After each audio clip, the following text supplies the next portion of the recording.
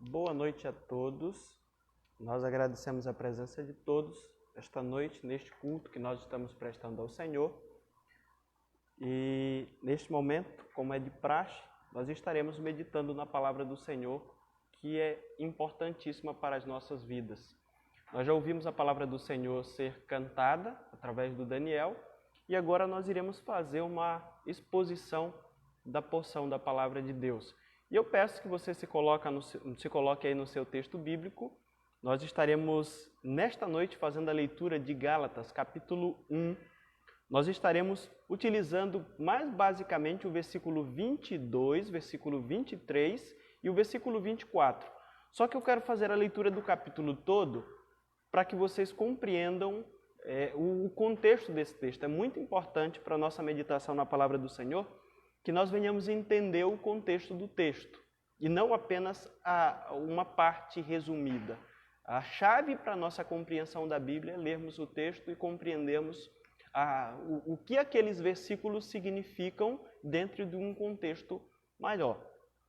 O texto bíblico diz assim: Paulo, apóstolo, não da parte das pessoas, nem por meio de homem algum, mas por Jesus Cristo e por Deus Pai, que o ressuscitou dos mortos. E todos os irmãos que estão comigo à igreja da Galácia, que a graça e a paz estejam com vocês da parte de Deus nosso Pai e do Senhor Jesus Cristo, o qual entregou a si mesmo pelos nossos pecados, para nos livrar deste mundo perverso, segundo a vontade de nosso Deus e Pai, a quem seja glória para todos sempre. Amém.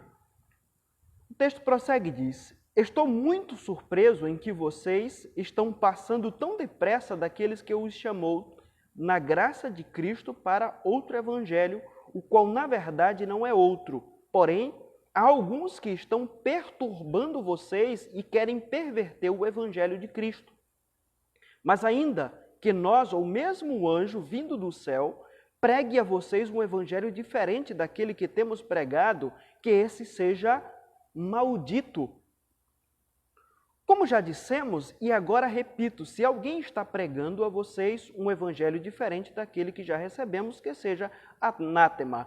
Por acaso eu procuro agora o favor das pessoas ou o favor de Deus? Ou procuro agradar pessoas? Se ainda estivesse procurando agradar pessoas, eu não seria servo de Cristo. Mas informo a vocês, irmãos, que o evangelho que por mim foi anunciado não é mensagem humana, porque eu não recebi de ser humano algum, nem foi ensinado através de seres humanos, ele diz, mas eu o recebi mediante a revelação de Jesus Cristo.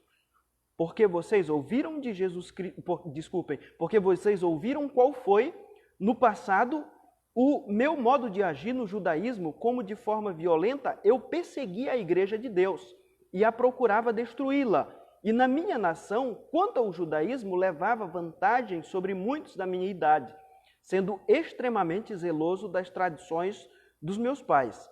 Mas quando Deus, que me separou antes de eu nascer e me chamou pela sua graça, achou por bem revelar seu Filho em mim, para que eu pregasse entre os gentios, não fui imediatamente consultar outras pessoas, nem fui a Jerusalém para me encontrar com os que já eram apóstolos antes de mim, mas fui para as regiões da Arábia e voltei outra vez para Damasco.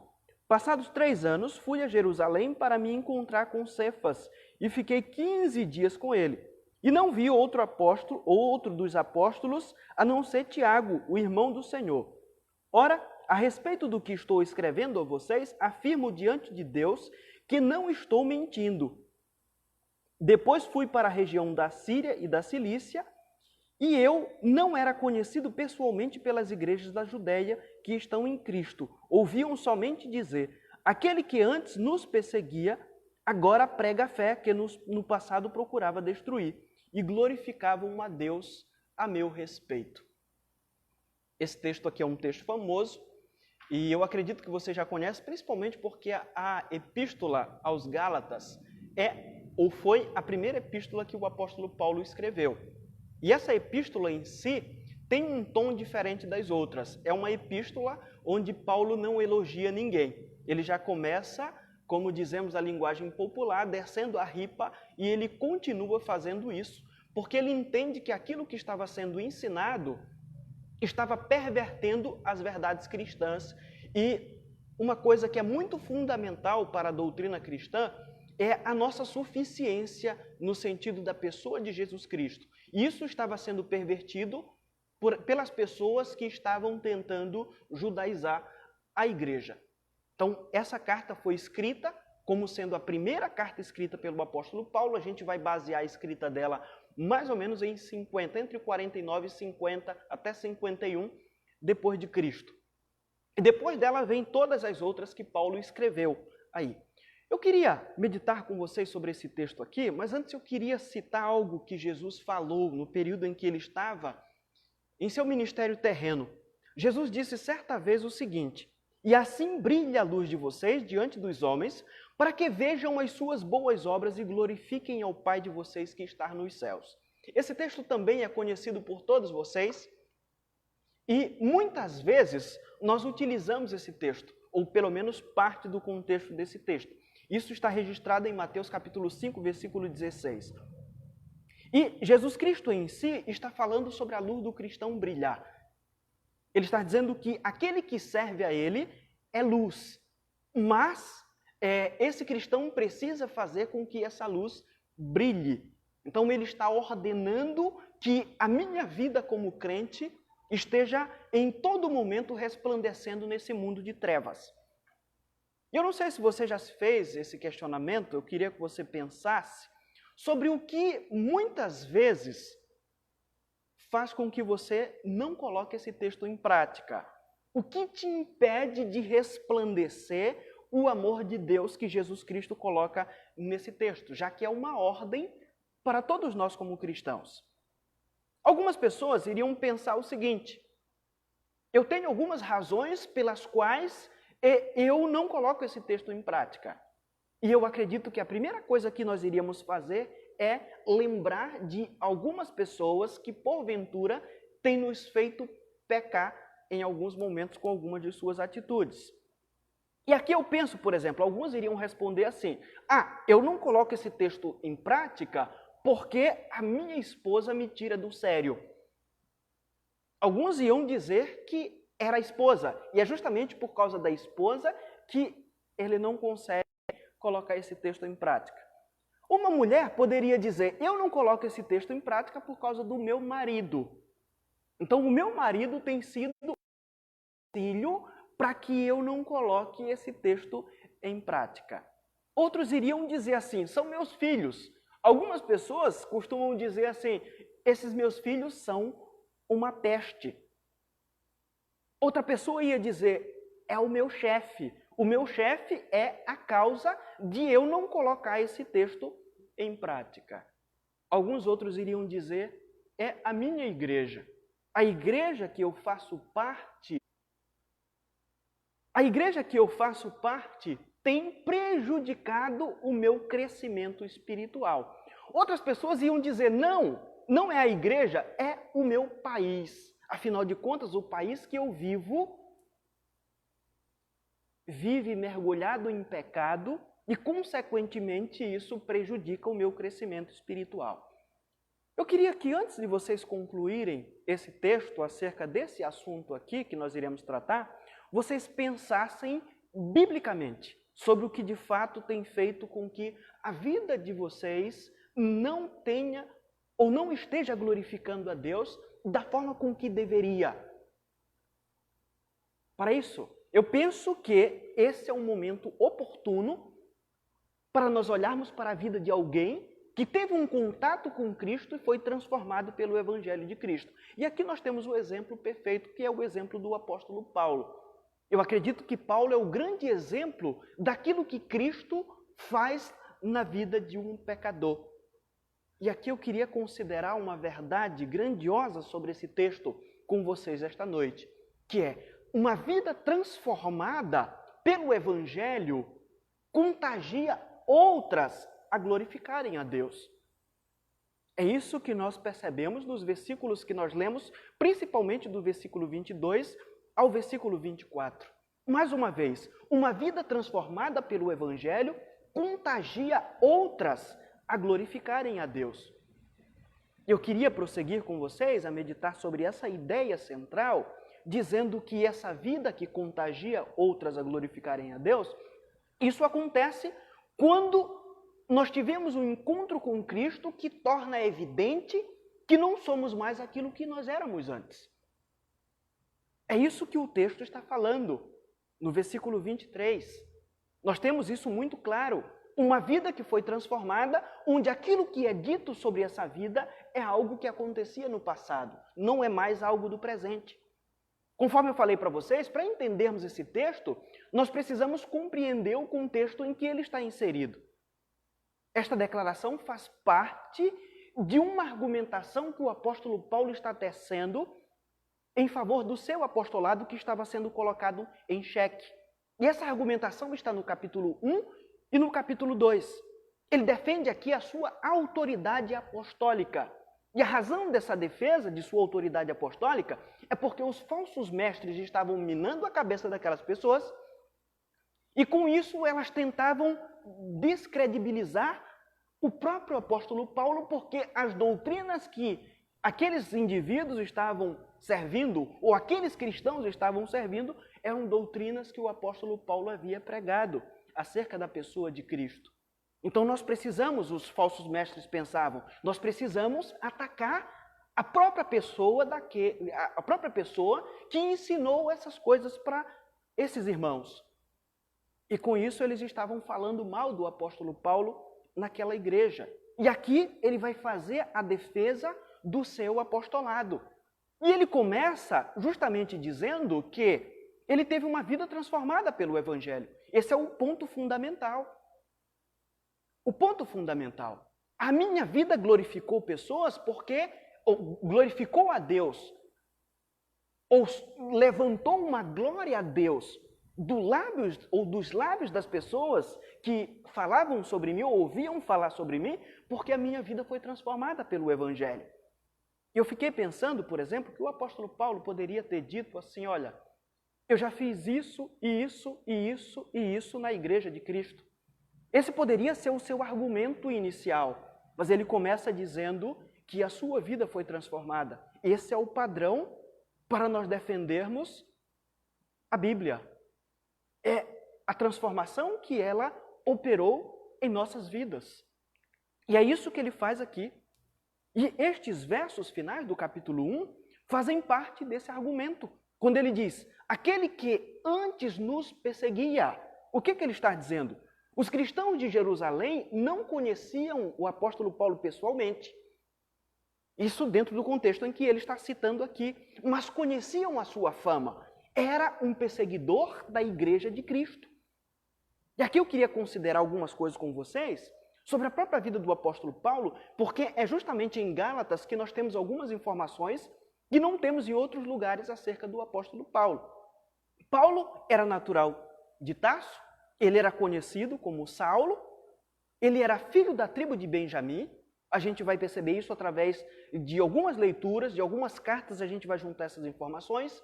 A gente sabe que Paulo era um cidadão romano, Paulo era ligado à seita dos fariseus, ele havia estudado aos pés do famoso rabino Gamaliel.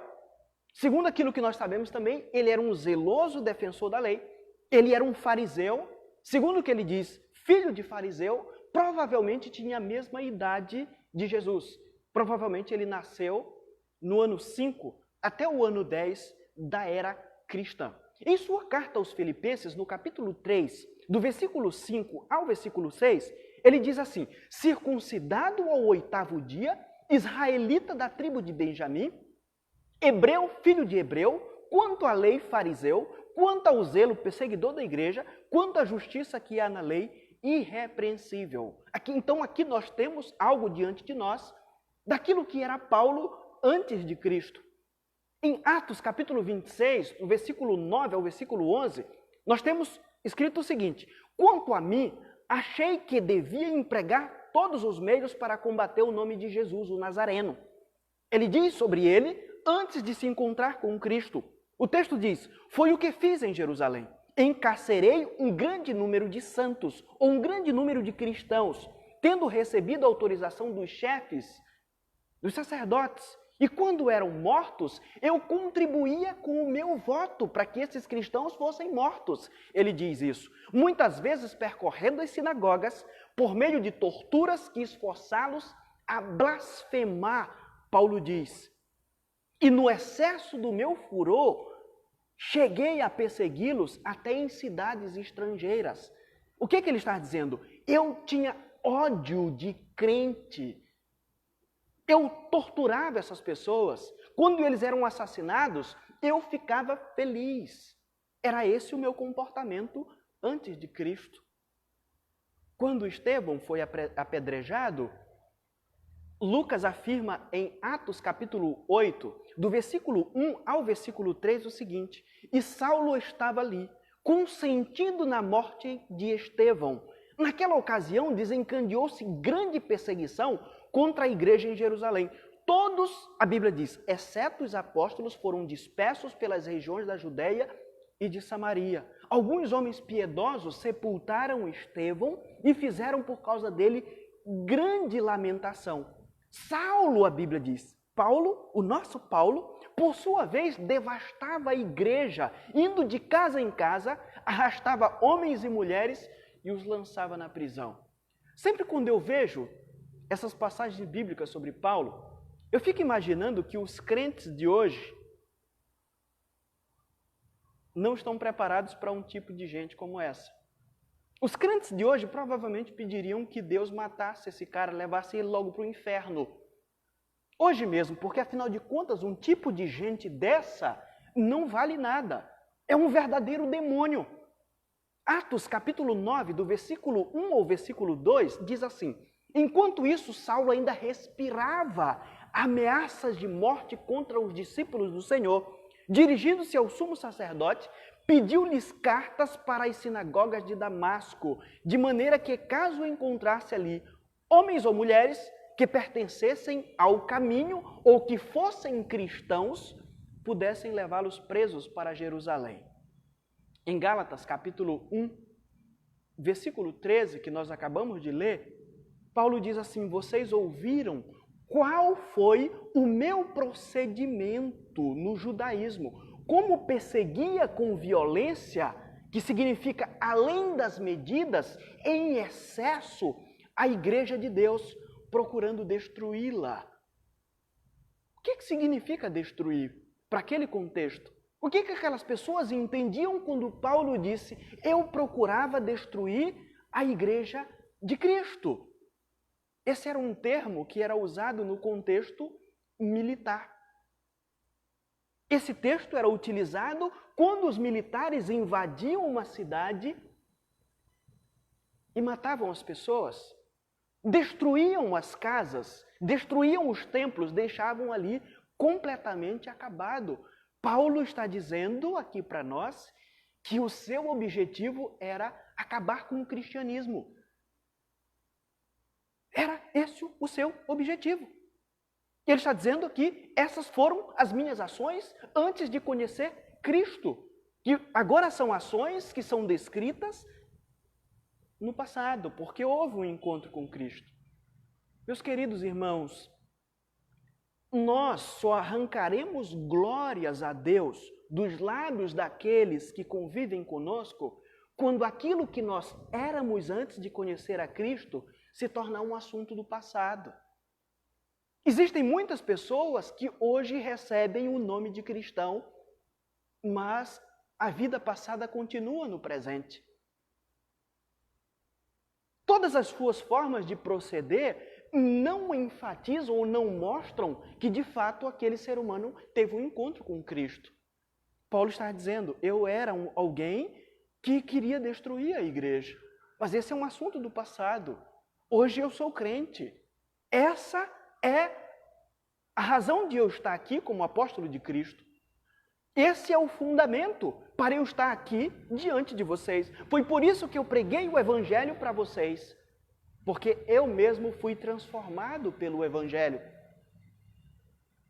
Nós, como igreja de Cristo, não podemos de nenhuma forma querer mudar o mundo se o Evangelho não mudou as nossas vidas. Tem muita gente que quer fazer missão o tempo todo, mas essa mesma pessoa ainda não foi alcançada pelo Evangelho de Cristo. Nós precisamos entender que Paulo começa assim. Ele poderia dizer, olha, eu já fundei tantas igrejas, eu já preguei, eu já fiz viagens missionárias, eu já passei fome, eu já levei chibatada, já fiz um monte de coisas, ou já aconteceram várias coisas comigo. Mas Paulo diz, não. O meu maior fundamento é que eu mesmo fui transformado por Cristo. Eu tive um encontro com Cristo. E isso é evidente para vocês. Isso é evidente para as pessoas que ouviram falar da minha vida. Eu quero prosseguir com vocês e quero mais uma vez destacar a verdade deste texto. Uma vida transformada pelo Evangelho contagia outras a glorificarem a Deus. Quando o encontro que tivemos com Cristo torna evidente novas atitudes. Novas atitudes. Ele diz, aquele que já nos perseguiu, anuncia agora a fé que antes destruía. Novas atitudes. Está evidente. Eu queria destruir a igreja, mas agora eu sou uma pessoa diferente. Agora eu anuncio a construção da igreja. Eu faço parte do exército de Cristo e eu vou contribuir com o crescimento da igreja. Atitudes diferentes. É isso que acontece aqui diante de nós, que é descrito pelo apóstolo Paulo. O argumento de Paulo em si se firma no fundamento de que o seu comportamento não era mais o mesmo que antes. É isso que ele está dizendo. A sua vida mudou. Isso havia sido evidenciado por aqueles que nem mesmo o conheciam. Ser cristão, nós precisamos entender, significa, além de outras coisas, mudar de lado. Deixar de ser um aliado de Satanás e se tornar um aliado de Deus. É isso que nós percebemos aqui no texto. Ele era um servo de Satanás. Ele queria destruir a igreja de Cristo, porque afinal de contas, quem quer destruir a igreja é o diabo. E Paulo pensava assim, eu vou destruir essa desgraça. Vamos ser bem atuais no sentido da coisa, de como ele entendia. Ele vai dizer, a Bíblia vai dizer, ele mesmo disse com certeza para Lucas, ele respirava ameaça contra a igreja. Ele tinha um ódio tremendo contra a igreja. Eu não sei se você odeia alguém. Eu já ouvi crente dizendo assim, eu tenho um ódio daquela pessoa. Talvez esse fosse o mesmo ódio que estivesse no coração do apóstolo Paulo. E, movido por esse ódio, ele tentava destruir a igreja de Cristo. Quando nós somos transformados pelo Evangelho, nós nos tornamos aliados de Deus. Não mais agimos conforme os impulsos de Satanás. E aí nós temos atitudes de Deus. Nós lutamos em Deus para estabelecer o seu reino nesse mundo de trevas. Esta descrição que Paulo faz dele mesmo está em perfeita concordância com a mensagem de João Batista. João Batista, quando começou o seu ministério, disse assim, arrependei-vos. Isso está registrado em Mateus capítulo 3, versículo 2. Aquilo que aconteceu com Paulo está em perfeita concordância com a mensagem de Jesus. Dizem sobre Jesus o seguinte, daquele momento em diante, Jesus passou a pregar e dizer, arrependei-vos, porque é chegado o reino dos céus. E dos apóstolos que também diziam, arrependei-vos, pois, e convertei-vos, para que sejam apagados os vossos pecados, de sorte que venham tempos de refrigério da presença do Senhor, conforme Atos capítulo 3, versículo 19. E isso aconteceu com Paulo, o arrependimento. Mudança de direção, mudança de atitude. Quando nós olhamos para a Bíblia, nós percebemos que o Evangelho exige que haja mudança interior e exterior na vida daquele que confessa Jesus Cristo. Isso não é negociável. Ou você é luz, ou você é trevas. Ou as tuas atitudes fazem com que as pessoas glorifiquem a Deus, ou podem fazer o contrário, com que as pessoas blasfemem de Deus. As atitudes do novo Paulo tirava glória a Deus dos lábios das pessoas. Não há meio termo. Aquele que verdadeiramente entregou a sua vida a Cristo, biblicamente, tem que ter novas atitudes. Não tem como ser cristão e a vida do passado não ficar no passado e as novas atitudes não aparecerem. É normal, é perfeitamente natural que o antigo verdadeiramente morra e que o novo passe a viver com novas atitudes para que as pessoas vejam que de fato Deus está ali. Quando nós olhamos para o texto, a gente vai perceber outra verdade fundamental. Uma vida transformada pelo Evangelho contagia outras a glorificarem a Deus. Quando o encontro que tivemos com Cristo resultar em mudança nos outros. Notem só, Paulo foi transformado, a sua vida era algo do passado. Novas atitudes apareceram e agora outras pessoas são impactadas. As pessoas glorificam a Deus por minha causa. É isso que ele diz no versículo 24. E glorificavam a Deus por minha causa. Alguém vai comentar esse texto e diz o seguinte: isso era um sinal evidente de que o ministério de Paulo era aprovado por todas as igrejas da Judéia, de tal modo que irromperam em louvor e admiração do maravilhoso poder de Deus. Do maravilhoso poder de Deus que estava operando através da vida de um homem que foi transformado pelo Evangelho. Não havia desconfiança, assim como não havia uma simples felicidade. As pessoas abriam os seus corações e diziam: glórias a Deus, pelo que Deus fez na vida desse homem. O texto está nos dizendo isso. É isso que o texto nos mostra. O perseguidor da igreja agora foi transformado e as pessoas conseguem enxergar isso. Eles viram em Paulo uma razão para glorificar a Deus. O principal motivo foi a transformação evidente que Cristo fez em sua vida no caminho de Damasco, que eu costumo dizer a queda do cavalo. É a queda do cavalo que representa a conversão dele. É a queda do cavalo que representa a sua conversão. Quando você cai e você tem que se prostrar diante de Deus e entender que aquele caminho que você seguia, que você estava andando, na verdade você estava indo para longe da presença de Deus. Para que haja uma transformação verdadeira, para que haja uma conversão verdadeira, precisa haver uma queda do cavalo. A sua transformação significou paz para os crentes da Palestina. Atos capítulo 9, versículo 31 fala sobre isso.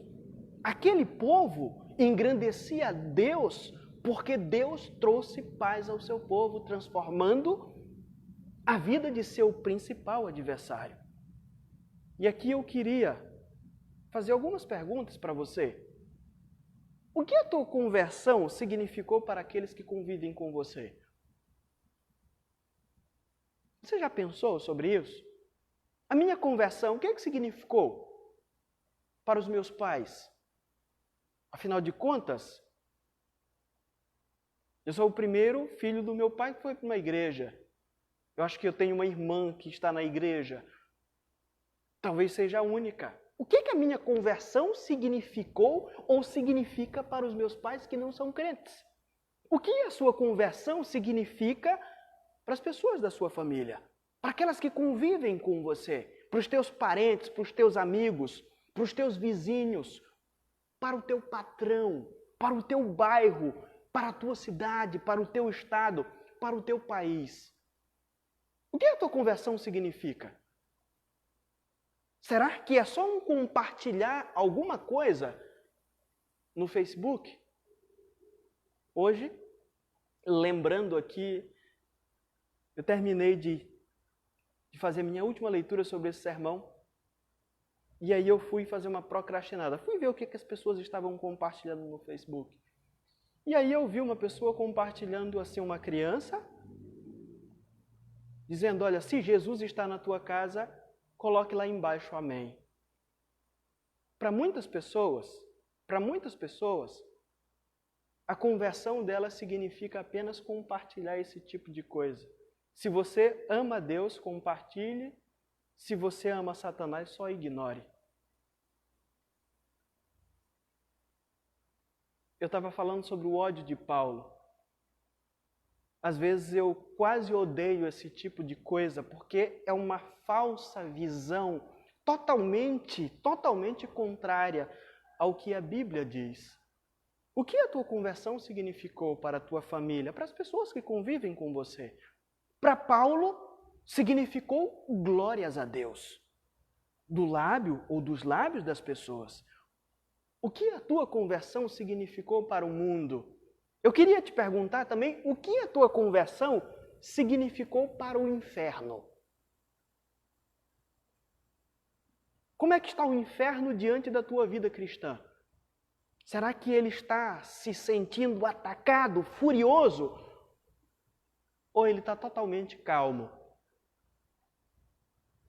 O inferno arrumou um jeito de te manter enganado, em que você acha que está caminhando para o céu, mas na verdade está com o pé no inferno. Esse é o tipo de cristianismo pior que existe, quando as pessoas foram convencidas de que elas estão indo para o céu, mas na verdade estão indo para o inferno. E com isso elas não têm nenhuma necessidade de uma conversão, porque elas têm certeza de que elas estão servindo a Deus de verdade. E a religiosidade.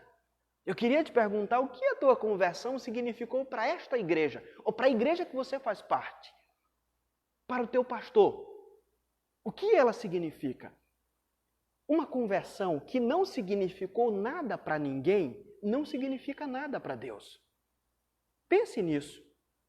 E perante Deus, não significando nada, não tem nenhum valor. A igreja está cheia de pessoas que são essas pessoas que se converteram dessa forma. A conversão não significa nada para ninguém. Não significou simplesmente nada. Nós precisamos pensar sobre isso. O apóstolo Paulo está dizendo, olha, eu sou um verdadeiro apóstolo porque a minha conversão significou algo fundamental. A minha vida do passado ficou para o passado. Eu passei a ter novas atitudes. O reino que eu queria destruir, agora eu trabalho para construí-lo. E com isso as pessoas tiveram atitudes diferentes, ou uma visão diferente acerca da minha vida. É isso que nós percebemos aqui nesse texto. A maior prova, eu queria dizer aqui, finalizando, para vocês esta noite, a maior prova de que você é um cristão genuíno não é o fato de você já ter trabalhado muito para o reino de Cristo, mas o trabalho transformador que Cristo operou em você. Não é o que você já fez para Cristo, mas o que Cristo já fez em você. Resumindo, é isso que eu estou querendo te dizer. Muita gente acha que a prova de que ela é crente, de que é cristã, é tudo aquilo que eu já fiz para Cristo. Mas Paulo entende diferente. A maior prova de que eu sou um cristão é aquilo que Cristo já fez na minha vida. Paulo tinha vários argumentos. Ele tinha várias cartas na manga. Eu posso dizer isso. Conforme eu já falei para vocês. Eu já fiz viagens missionárias, eu já sofri por Cristo. Mas ele diz, não, a maior prova é que eu não sou mais o que eu era antes. Eu tenho novas atitudes. E as pessoas que me conhecem e aquelas que nem me conhecem ou nem me conheciam, glorificavam a Deus ao ouvirem falar sobre aquilo que Jesus Cristo fez em minha vida. Mateus capítulo 5, versículo 16 de novo. Assim brilhe a luz de vocês diante dos homens, para que vejam as suas boas obras e glorifiquem ao Pai de vocês que está nos céus. Foi Jesus o autor dessa frase. Se foi Jesus o autor dessa frase, significa dizer que essa frase é verdadeira. Jesus foi o autor da conversão de Paulo. Isso significa também que a conversão de Paulo foi verdadeira. E por isso esse texto serve de exemplo para nós. Esse texto tem transformado a vida de pessoas ao longo da história e precisa me fazer refletir que um cristão verdadeiro foi aquele que, tendo um encontro com Cristo, a sua vida do passado ficou para trás, novas atitudes surgiram e as pessoas viram que isso aconteceu. Se eu sou um crente e a minha vida do passado continua no presente, novas atitudes não apareceram e as pessoas não sabem que eu sou crente ou não me reconhecem como crente, eu estou em apuros. Eu estou em apuros. Eu estou debaixo da ira de Deus. Pensemos sobre isso. Um exemplo de uma vida transformada pelo Evangelho contagia outras vidas a glorificarem ao Senhor. Quero pedir que Deus te abençoe com essa reflexão baseada em Sua palavra. Que você, esta noite, avalie perfeitamente aquilo que esse texto falou ao seu coração. Nesse momento nós estaremos orando ao Senhor, depois nós iremos passar a palavra ao Daniel, que vai cantar mais uma música para que possamos encerrar esse momento de culto. Baixe a sua cabeça, feche os seus olhos e vamos orar ao Senhor. Senhor nosso Deus e Pai, nós glorificamos e exaltamos o Teu santo nome porque a Tua bondade se manifesta em nossas vidas quando Tu nos ensina através de louvores que são cantados com base em Tua palavra. Nós glorificamos e exaltamos o Teu santo nome quando Tu nos edifica com a Tua palavra sendo explicada, na verdade sendo lida, explicada e aplicada.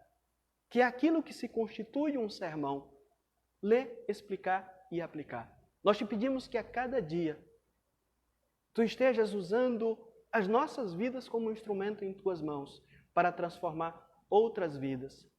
E que os Teus servos, ao serem transformados por Tua palavra e pela música que foi cantada pelo Daniel, que ainda vai ser cantada mais outra, que haja uma meditação profunda para que nós possamos concluir esse momento de culto como igreja e possamos transmitir isso para as outras pessoas, porque é de fato importante. Mas eu te peço, Pai, que além de trabalharmos para Ti, que nós possamos a cada dia refletir em nossas próprias vidas, nós que aqui estamos ministrando, porque esse é o fundamento, é a defesa que nós temos do ministério que nós exercemos diante de Ti. É a vida que foi transformada por Cristo. Essa é a base de todo ministro. É o que eu te peço em nome de Jesus e eu te agradeço. Amém.